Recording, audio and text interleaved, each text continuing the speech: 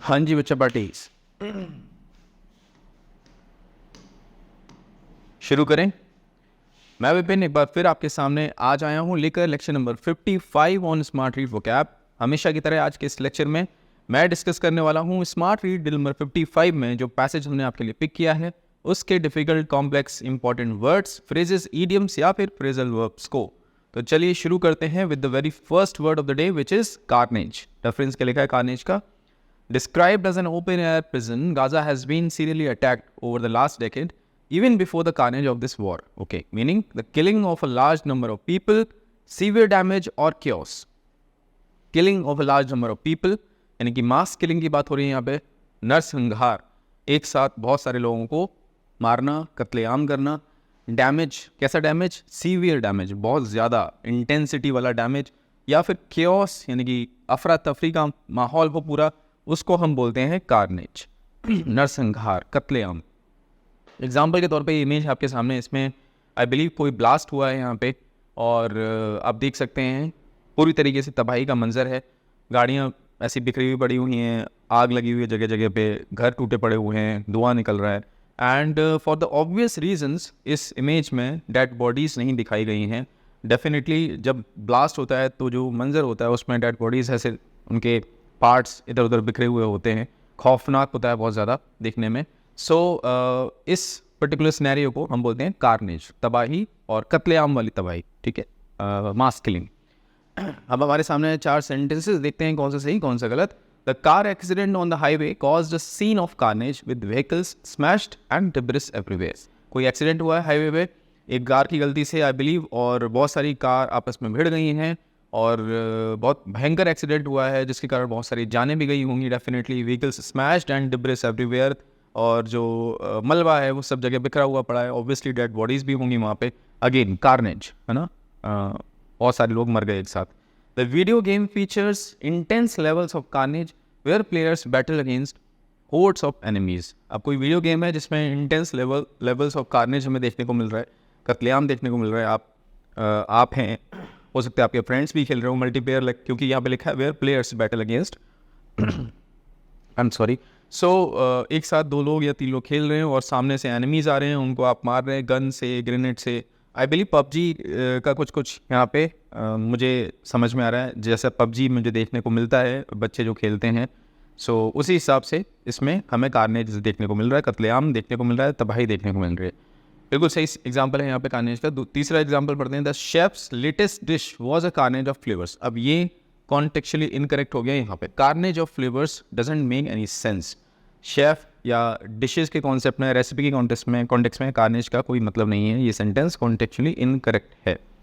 After the protest turned violent, the streets were left in a state of carnage with broken Windows and ओवरटर्न्ड cars. कोई protest हो रहा था, I believe peaceful था पहले, वो बाद में वायलेंट हो गया और जो सड़कें थीं वो कार्नेज में बदल गई। यानी हमें तबाही, कत्लेआम, लोगों के ऊपर गोलियां चल रही हैं, लोग लोगों को मार रहे हैं, पुलिस वालों को मार रहे हैं, इस तरीके के सीन्स देखने को मिल रहे हैं। विद ब्रोकन विंडोज, खिड़कियां टूटी हुई हैं कांच की। ओवरटर्न्ड कार्स, ऑब्वियसली कार्स की बात हो रही है, व्हीकल्स की बात हो रही है, कार पलटी हुई पड़ी हुई है। सो ये सेंटेंस भी कार्नेज को सही कॉन्टेक्स्ट में यूज़ कर रहा है। मूव करते हैं सिनोनिम्स एंड एंटोनिम्स वाले पार्ट पे। स्लॉटर, स्लॉटर हाउस होते हैं कसाई घर, और मारना, जानवरों को ऐसे काटना, उनको हम स्लॉटरिंग बोलते हैं, वहीं से वर्ड आया slaughter. Massacre, again mass killing, और कार्नेज का परफेक्ट सिनोनिम है मैसेकर। डिस्ट्रक्शन, तबाही, हैवक, तबाही, ये दोनों बहुत बड़े लेवल पर तबाही की जब बात करते हैं उसके लिए हम यूज़ करते हैं और सिनोनिम्स के तौर पर कंसिडर किए जा सकते हैं। एंटोनिम्स की बात करें तो काइंडनेस, पीस, नॉन एग्रेशन, काफ़ी ईजी है समझने में। ये एंटोनिम्स के तौर पर कंसिडर किए जा सकते हैं कार्नेज के लिए। Let's move to the next word which is expropriate. Reference क्या है expropriate का? Settler violence continues under the cover of war. Lands are expropriated. Houses demolished. Meaning take property from its owner or dispossess someone of property. किसी से उसकी property छीन लेना, जब्त कर लेना या उसको बेदखल कर देना, डिस्पोजेस कर देना। डिस्पोजेस यानी बेदखल कर देना, और उसको हम बोलते हैं एक्सप्रोप्रिएट, ठीक है। एग्जाम्पल के तौर पे इमेज है आपके सामने, इसमें आप देखें ये कोई गवर्नमेंट ऑफिशियल लग रहे हैं। इन्होंने ये व्यक्ति हैं जिनका ये घर हुआ करता था, इनको नोटिस मिला गवर्नमेंट से, भाई अपना घर खाली कर दें क्योंकि गवर्नमेंट इसको जब्त कर लेगी, और फाइनली गवर्नमेंट ने जब्त कर लिया। Notice of expropriate government property confiscated, confiscated यानी कि जब्त कर ली गई। पास्ट पार्टिसिपल यूज हो रहा है यहाँ पे। हाँ जी, 4 सेंटेंसेस हैं, देखते हैं कौन सा सही है कौन सा गलत। The government decided to expropriate the land to build a new highway. Government ने डिसाइड किया कि वहाँ पे एक पर्टिकुलर जगह पे हाईवे बनेगा, तो जो लैंड ओनर था उसको बोला गया भाई ये मुआवजा लो, ये सर्किल रेट्स के हिसाब से आपको ये मुआवजा दिया जाता है गवर्नमेंट की तरफ से, और अब आपकी ज़मीन हमारी हुई, जब्त कर ली गई। The city council expropriated several old buildings to make way for a public park. ये भी सेंटेंस बिल्कुल सही यूज़ कर रहा है।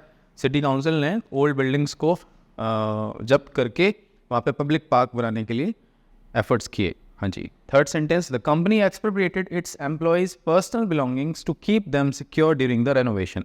अब this doesn't make any sense, क्योंकि कंपनी एक्सप्रोप्रिएट नहीं करेगी, रखेगी अपने पास सेफ्टी के तौर पे अपने एम्प्लॉयज़ के पर्सनल बिलोंगिंग्स। तो यहाँ पे एक्सप्रोप्रिएट गलत यूज़ हो रहा है।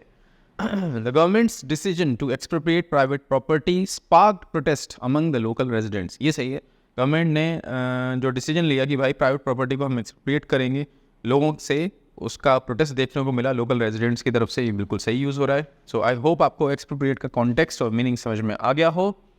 सिनोनिम्स की बात करें तो सीज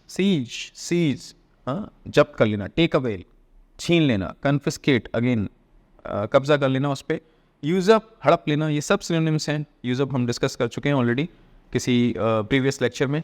तो ये सब आपके सामने सिनोनिम्स थे किसके, एक्सप्रोप्रिएट के। एंटोनिम्स की बात करें तो कॉम्पनसेट मुआवजा दे देना, रिटर्न वापस कर देना, रिस्टोर बना के रखना, जैसा है वैसा। सो आई होप आपको एक्सप्रोप्रिएट के सिनोनिम्स एंड एंटोनिम्स भी समझ में आ गए हों। Next word is desist. Reference क्या लिखा है डेजिस्ट का, the International Court of Justice has ordered Israel to desist from acts of genocide and said it was not legally entitled to act as the occupying power in Gaza, the West Bank and East Jerusalem। अब यहाँ पे आप एक चीज़ notice करें, desist जब भी आ रहा है पहले तो वर्ब के तौर पे आ रहा है, और डेजिस्ट के बाद फ्रॉम प्रीपोजिशन यूज होती है, prevent from, abstain from, desist from. Okay, meaning क्या है डेजिस्ट का, स्टॉप डूइंग समथिंग, सीज और एब्सटेन, यानी कि रोक देना किसी को कोई काम या कोई बिहेवियर करने से, कुछ कोई सर्टेन मैनर में बिहेव कर रहा था उसको रोक दिया गया, कोई काम हो रहा था उसको रोक दिया गया, उसके लिए हम डेजिस्ट यूज़ करते हैं। ओके, अब ये देखिए ये कोई एग्जांपल है, ये सर्टेन पर्सन है जिनको ऐसे हाथ दे के सामने वाला रोक रहा है, नो इनफ, अब आपको ये काम नहीं करना है, आपको ये बिहेवियर रोकना है, अपना डेजिस्ट करना है। एग्जाम्पल्स पढ़ते हैं। She decided to desist her job after getting a better offer. She decided to desist her job doesn't make any sense. वो लीव यहाँ पे होता, अगर she decided to leave her job या क्विट हर जॉब तो ये सही होता। डेजिस्ट का यहाँ पे सेंस नहीं बन रहा, यानी पोजीशन छोड़ने के लिए डेजिस्ट का यूज़ नहीं करते हैं ना, जो मैंने अभी बताया बिहेवियर हो, कोई एक्शन हो उसके लिए। The police ordered the protesters to desist from blocking the road. ये सही है, पुलिस ने ऑर्डर दिया भैया जो आप प्रोटेस्ट कर रहे हैं रोड ब्लॉक ना करें, नहीं तो आपके ऊपर कार्रवाई हो जाएगी, बिल्कुल सही है। After receiving a warning the company agreed to desist from using misleading advertisements. ये भी सही है, कंपनी को वार्निंग मिली कि भाई ये जो आप एडवर्टीजमेंट रन कर रहे हैं ये मिसलीडिंग है, इनको रोकें, बिल्कुल सही है। The teacher asked the students to desist from talking during the exam. ये भी बिल्कुल सही है, टीचर ने बच्चों से बोला, इन्विजिलेटर ने बच्चों से बोला भैया एग्जाम हॉल में बात ना करें, बातचीत ना करें, बिल्कुल सही है। सो ये डेजिस्ट के एग्जाम्पल्स थे। अभी हम डिस्कस करते हैं सिनोनिम्स। एब्सटेन हम ऑलरेडी डिस्कस कर चुके हैं, रेफ्रेन फ्रॉम, क्विट छोड़ देना। अब ये क्विट वो वाला क्विट नहीं है, कोई पोजीशन छोड़ने वाला नहीं है, ये quit smoking, you should desist from smoking, ऐसे बोल सकते हैं, यू शुड क्विट स्मोकिंग, ठीक है। ये पोजीशन छोड़ने वाला क्विट नहीं है। डिसकंटिन्यू यानी कि कोई चीज़ चल रही थी उसको आप खत्म कर दें आप। एंड एंटोनिम्स की बात करें तो कंटिन्यू, कमेंस शुरू करना, परसिस्ट बना के रखना, जो करते आ रहे हैं आप उसको बना के रखते हैं, तो परसिस्ट के लिए परसिस्ट यूज़ करते हैं आप एज अ वर्ब। हाँ जी, next word is implore. Reference, the US has urged and implored Israel but continues to arm it and gives it financial muscle to build settlements and make war। Meaning क्या है implore का, beg someone earnestly or desperately to do something, यानी मिन्नतें करना, request करना, याचना करना किसी से, कोई किसी चीज़ के लिए, किसी काम के लिए, हम उसके लिए यूज़ करते हैं इम्प्लोर। यानी रिक्वेस्ट का इंटेंस फॉर्म होता है इम्प्लोर, गिड़गड़ाने तक की हद तक आप आ जाएंगे। अब ये देखिए कोई व्यक्ति है किसी से याचना कर रहा है और बिल्कुल घुटनों पे आके। सो ये परफेक्ट एग्जाम्पल है। रिक्वेस्ट का इंटेंस फॉर्म याद रखिएगा, इम्प्लोर। क्लियर है? एग्जाम्पल्स पढ़ते हैं, देखते हैं कौन सा सही है कौन सा गलत। She implored her parents to let her attend the summer camp with her friends. Please मुझे जाने दीजिए मम्मी पापा, प्लीज़ ये मेरे लिए बहुत इंपॉर्टेंट है, मैं कहीं नहीं जाती हूँ, प्लीज़ मुझे मेरे फ्रेंड्स के साथ जाने दीजिए। वो घुटनों में बैठ गई बेचारी, लेट गई बिस्तर पे, ज़मीन पे, रोए जा रही है ना। तो ये इम्प्लोर्ड का परफेक्ट एग्जाम्पल है। The villagers implored the government to provide clean drinking water. अब विलेजर्स हैं बेचारे, याचना कर रहे हैं गवर्नमेंट से, डीएम ऑफिस के सामने बैठ गए जाके और बस बैठे ही हुए हैं, दिन रात हो गई, और हाथ जोड़ के कि प्लीज़ हमारे गांव में क्लीन ड्रिंकिंग वाटर मुहैया करवाइए, कैसे भी करके, हम गंदे पानी को पी रहे हैं, गर्म कर करके, धो के, छान छान के। सो ये भी सेंटेंस सही है। He implored his boss to reconsider the decision to lay off workers. उसने अपने बॉस से याचना की कि भाई अपना डिसीजन रिकंसिडर कीजिए, जो आपने वर्कर्स निकाल दिए हैं उनको, उस डिसीजन को रिकंसिडर कीजिए। ये भी बिल्कुल सही है। ले ऑफ यानी निकाल देना जॉब से। The student implored the teacher for an extension on the assignment deadline. अब स्टूडेंट है, वो अपने टीचर से याचना कर रहा है, बहुत ज़्यादा रिक्वेस्ट कर रहा है, गिड़गिड़ा रहा है कि सर प्लीज़ मुझे थोड़ा सा टाइम और दे दीजिए असाइनमेंट सबमिट करने के लिए। आई बिलीव चारों सेंटेंसेस सही हैं। एक बार दोबारा से देख लेते हैं। She implored her parents to let her attend summer camp with friends. The villagers implored the government to provide clean drinking water. He implored his boss to reconsider the decision to lay off workers.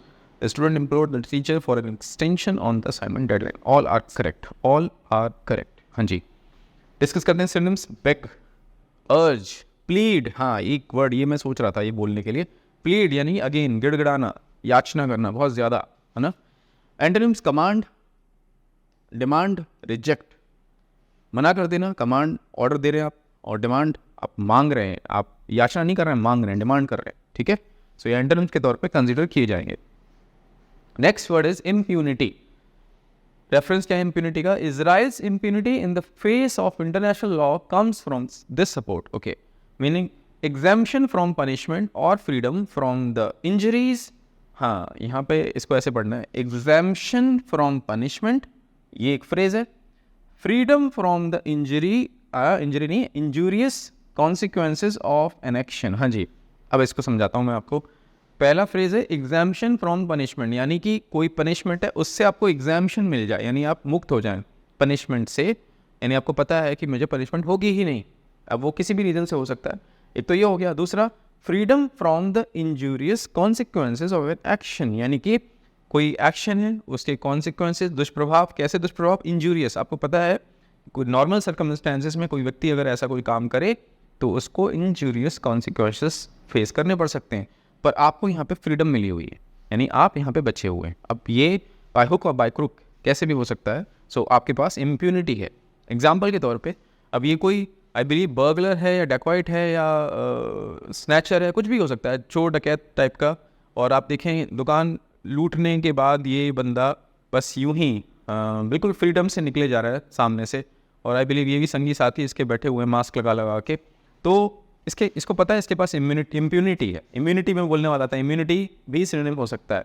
Impunity है, इसको पता है कि police मेरा कुछ नहीं कर पाएगी, लॉ एंड ऑर्डर मेरा कुछ नहीं कर पाएगा, इसीलिए मैं ये काम इजीली कर सकता हूँ। क्लियर है? दंड मुक्ति, हिंदी में एक वर्ड होता है, फ्रेज होता है दंड मुक्ति, दंड से मुक्ति। कोई मेरा कुछ नहीं बिगाड़ पाएगा, बिकॉज मेरे सोर्सेज हैं, मेरे कनेक्शंस हैं, इसीलिए मैं बच जाऊंगा। The politician acted with impunity, knowing that his connections would protect him from any consequences. जो बात अभी मैं बोल रहा था वही यहाँ पे आ गई पॉलिटिशियन के कॉन्टेक्स्ट में। पॉलिटिशियन को पता है कि भाई मेरे कनेक्शंस हैं और जो भी मैंने किया है उसके कॉन्सिक्वेंसेज, दुष्प्रभाव जो होंगे उससे मैं बच जाऊंगा, बिकॉज ये काम मैंने इम्प्यूनिटी के साथ किया, यानी मुझे पता है मैं दंड मुक्त हूँ। She felt impunity when she apologized to her friend after the argument. अब इस कॉन्टेक्स्ट में इम्प्यूनिटी का कोई सेंस नहीं बनता, यहाँ पे कोई क्राइम का कॉन्टेक्स्ट नहीं है और दंड का कोई कॉन्टेक्स्ट नहीं है। सो यहाँ पे ये सेंटेंस इन कॉन्टेक्चुअली इनकरेक्ट है। The students vandalised the school property believing they could do so with impunity. अब स्टूडेंट्स हैं, कुछ स्टूडेंट्स हैं हॉस्टल में या स्कूल में, उन्होंने अपनी स्कूल प्रॉपर्टी को वैंडलाइज कर दिया, तोड़फोड़ मचा रहे हैं, कुछ चुरा लिया स्कूल का, अपने बैग में रख लिया और अफरा तफरी मचा रहे हैं वहाँ पे। अब उनको पता है कि वो ये काम कर पा रहे हैं क्योंकि उनके पास इम्प्यूनिटी हो सकता है उनमें से जो भी फ्रेंड्स हैं, जो स्टूडेंट्स हैं, उनमें से कोई एक प्रिंसिपल का लड़का हो या किसी पॉलिटिशियन का लड़का हो, एमपी का लड़का हो। इस तरीके के जब होते हैं सीन्स आपको देखने को मिलता है। जैसे आपने कुछ वीडियोस देखे होंगे जिसमें एक्सीडेंट हो गया, अब लड़की कह रही है कि आपको पता है मेरे पिताजी कौन हैं, आपको पता है मेरे चाचा जी कौन है। इस तरीके की जो बातें होती हैं, यानी ऑब्वियसली वहाँ पे कोई नॉर्मल बंदा हो तो उसको तुरंत उसका चालान किया जाएगा, हो सकता है उसको जेल भी भेज दिया जाए। बट जब ऐसे सेंटेंसेस सुनने को मिलते हैं तो इसका मतलब वो ये काम कर रहे हैं, उनको पता है इम्प्यूनिटी है ना, कि बच जाएंगे, दंड मुक्त हो जाएंगे। ये तो हो गया, ये भी सेंटेंस सही था। हाँ, ये सेंटेंस भी सही है, ये भी सही है। फोर्थ वन की बात करते हैं। The CEO implemented unfair policies with impunity, ignoring the backlash from the employees. अब CEO है किसी कंपनी के, उन्होंने जो पॉलिसीज़, अनफेयर पॉलिसीज़ इम्प्लीमेंट की इम्प्यूनिटी के साथ, उनको पता है कि बैकलैश मिलेगी एम्प्लॉय से, पर फिर भी उन्होंने वो चीज़ किया क्योंकि उनको पता है कि उनका कोई कुछ नहीं बिगाड़ पाएगा या कोई इम्पैक्ट नहीं पड़ेगा आगे उनकी पोजीशन पे, तो इसीलिए वो ये काम कर पाए। आप देखें सब जगह विद इम्प्यूनिटी ऐसे फ्रेज यूज़ किया जा रहा है, तो ये सेंटेंस भी सही है। Union carbide Bhopal gas tragedy जब हुई थी, तो यूनियन कार्बाइड का जो मेन बंदा, जो मेन एक तरीके से CEO जो इंडिया में ऑपरेट कर रहा था उस पूरी फैक्ट्री को, उसको भी वर्कर्स ने और जो मैनेजमेंट था उसने कई बार आके वार्निंग दी कि सर जो हम कर रहे हैं इससे बहुत जल्दी गैस लीक हो सकती है और पूरे शहर में ये गैस अगर लीक हो गई तो बहुत ज़्यादा नुकसान होने वाला है, कार्नेज देखने को मिलेगा हमें। पर स्टिल उस बंदे ने क्या किया, वो कंटिन्यू करता रहा अपनी जो भी पॉलिसीज़ थी या जो भी उसके एक्शंस थे, इम्प्लीमेंटेशन जैसा हो रहा था उसी तरीके से वो कंटिन्यू करता रहा और फाइनली वो गैस ट्रेजेडी हो गई। सो वहाँ पे भी उसने ये विद इम्प्यूनिटी, उसको पता था मेरे कनेक्शंस हैं इंडिया में और बाहर भी, तो मैं बच जाऊँगा, कुछ हुआ भी तो मैं बच के निकल जाऊँगा, विद इम्प्यूनिटी। जी, अब बात करते हैं सिनोनिम्स एंड एंटोनिम्स की। जैसा कि मैं बता रहा था आपको, इम्प्यूनिटी, इम्यूनिटी। इम्यूनिटी, आपके अंदर इम्यूनिटी है तो आप किसी भी बीमारी से लड़ सकते हैं, आप बच निकलते हैं। कोविड के टाइम पे हमने देखा इम्यूनिटी जिनकी अच्छी थी उनको कोविड उनका कुछ नहीं कर पाया। सो इसी तरीके से इम्प्यूनिटी नेगेटिव कॉन्टेक्स्ट में, है ना, क्राइम के कॉन्टेक्स्ट में, कुछ गलत काम के कॉन्टेक्स्ट में। इंडेमनिटी, इंश्योरेंस होता है। अगेन, अगर इंश्योरेंस है, इंडेमनिटी है आपके पास, तो आपको पता है गाड़ी अगर कहीं ठुक भी गई, कोई आपका महंगा इलेक्ट्रॉनिक गैजेट अगर ख़राब भी हो गया, टूट भी गया, तो इंडेमनिटी यानी इंश्योरेंस होने के कारण आपको उसका पैसा वापस मिल जाएगा। एग्जाम्शन यानी कि आप वहाँ से निकल जाएंगे या आपको छूट मिली हुई है। एग्जाम्शन मिलता है, फी एग्जाम्शन मिलता है। हमने देखा है SSC में गर्ल्स को और जो बच्चे SC ST कम्युनिटी के होते हैं उनको फ़ी एग्जाम्शन मिलता है, यानी उनको फ़ी पे नहीं करनी पड़ती फॉर्म की। सो एग्जाम्शन, और भी तरीके के एग्जाम्शंस होते हैं।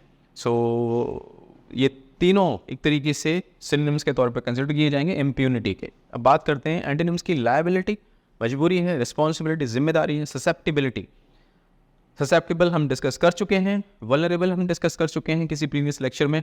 यहाँ पे ससेप्टिबिलिटी कि आप कर्फ्यू में अगर बाहर निकले, जैसे कि बांग्लादेश में अभी बोला गया था कर्फ्यू लगा हुआ है, देखते ही गोली मार देने के आदेश थे, तो अगर कोई व्यक्ति अगर ऐसे जाता है बाहर तो वो ससेप्टिबल है कि उसके ऊपर फायरिंग हो जाए। पर अगर इसी सिनेरियो में वो कोई बहुत बड़ा मिनिस्टर है तो उसके पास इम्प्यूनिटी है ना। ऑब्वियसली कर्फ्यू है तो क्या हुआ, वो मिनिस्टर है या पुलिस पर्सनल है कोई बहुत बड़ी पोजीशन पे, तो उसको थोड़ी गोली मार दी जाएगी, उसके पास इम्यूनिटी है। इम्प्यूनिटी भी नहीं, इम्यूनिटी है, क्योंकि इम्प्यूनिटी तो दंड मुक्ति के कॉन्टेक्स्ट में आएगा ना, नेगेटिव कॉन्टेक्स्ट में। यहाँ पे हम पॉजिटिव कॉन्टेक्स्ट में बोल रहे हैं कि अगर कोई मिनिस्टर है या कोई ऑफिशियल है उसके पास इम्यूनिटी है, उसके ऊपर गोली थोड़ी ना पड़ेगी।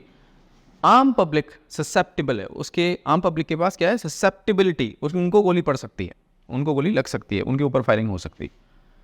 दैट्स इट बच्चा पार्टी। अब क्या करना है, हमेशा की तरह हर एक वर्ड पे आपको बनाना है आपका खुद का एक सेंटेंस सही कॉन्टेक्स्ट में। सेंटेंसेस के ग्रुप को आपको ड्रॉप कर देना है इस वीडियो लेक्चर के कमेंट सेक्शन में। अगर आप ऐसा करते हैं तो सबसे ज़्यादा आप सीखते हैं। दूसरा काम, मैं अवेलेबल हूँ टेलीग्राम पे। जिन भी बच्चों ने स्मार्ट रीड कोर्स परचेज कर लिया है पर अभी तक नहीं ज्वाइन किया है हमारा private Telegram group, please join करें। अपना पेमेंट का स्क्रीनशॉट मेरे साथ शेयर करें इस पर, and I will share the Telegram private group link join करें, ग्रुप ज्वाइन करें, बिकॉज एक्चुअल डिस्कशन और मेंटरशिप वहीं पर होती है। तीसरा काम, पूरा लेक्चर आपने देखा, लेक्चर नंबर 55, लेक्चर देखने के बाद आपको जाना है स्मार्ट रीड कोर्स के डैशबोर्ड पे और स्मार्ट ड्रिल अटेम्प्ट करनी है 55 नंबर की। रिजल्ट स्क्रीन से आपको पिक करनी है आपकी आरसी स्पीड और आपका आरसी लेवल। दोनों के स्क्रीनशॉट्स लेके हमेशा की तरह ड्रॉप कर देने हमारे प्राइवेट टेलीग्राम ग्रुप में, so that I can check, I can assess, I can gauge your performance and then I will be able to help you accordingly. मैं विपिन आपसे मिलता हूँ एक नए लेक्चर में कुछ नए वर्ड्स के साथ। Take care.